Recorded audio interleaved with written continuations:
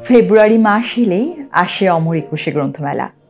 প্রতি বছর কোনো এক অদৃশ্য শক্তি বলে লাখো বইপ্রেমী মানুষ ছুটে আসছে বইমেলায়। নতুন বইয়ের মোমো গন্ধে বিমোহিত হন নানা শ্রেণী পেশা, ধর্ম, বর্ণের নানা বয়সী মানুষ। বাচ্চা থেকে বুড়ো, কিশোর কিশোরী, কবি, লেখক, লেখিকা, সাংবাদিক, পাঠক পাঠিকা সবার মিলন মেলা এই বইমেলা। সবার প্রিয়তম তীর্থস্থান হলো এই বইমেলা। কিন্তু আমরা হয়তো অনেকেই জানি না এই বইমেলার ইতিহাস, কিভাবে শুরু হলো এই বইমেলা। আজকের এই বিশাল প্রাণের মেলার নেপথ্যে কোন সে কীর্তিমান বাঙালি, কে বা কারা ছিলেন বইমেলার সূচনায়। তখন 1965 সাল। একদিন জাতীয় গ্রন্থকেন্দ্রের সাবেক পরিচালক, প্রয়াত কথা সাহিত্যিক সর্দার জয়নুদ্দিনের মনে হয় এত কিছুর মেলা হতে পারে, বইমেলা কেন নয়।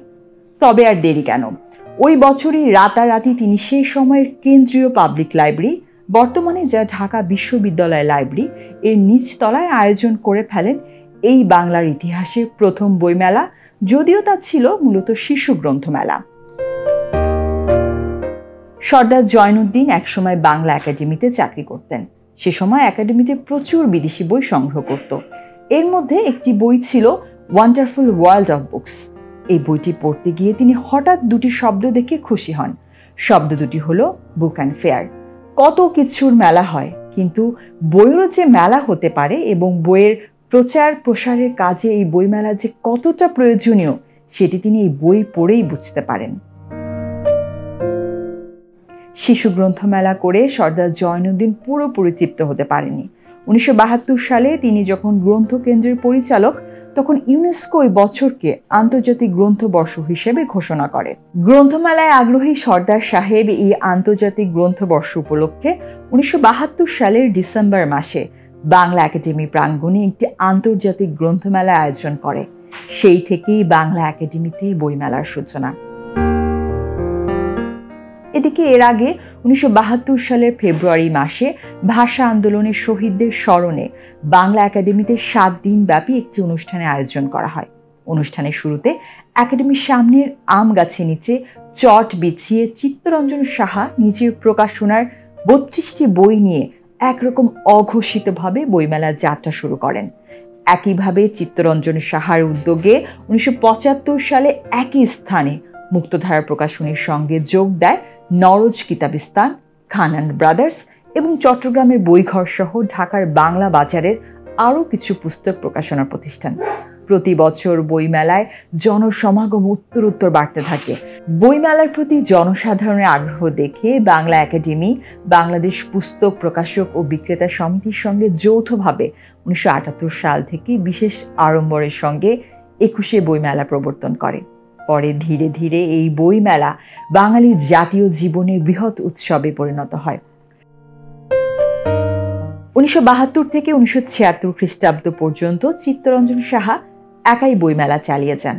1973 সালে বাংলা একাডেমি মেলা উপলক্ষে 15 থেকে 21 ফেব্রুয়ারি পর্যন্ত বিশেষ হ্রাসকৃত মূল্যে একাডেমিতে প্রকাশিত বই বিক্রির ব্যবস্থা করে।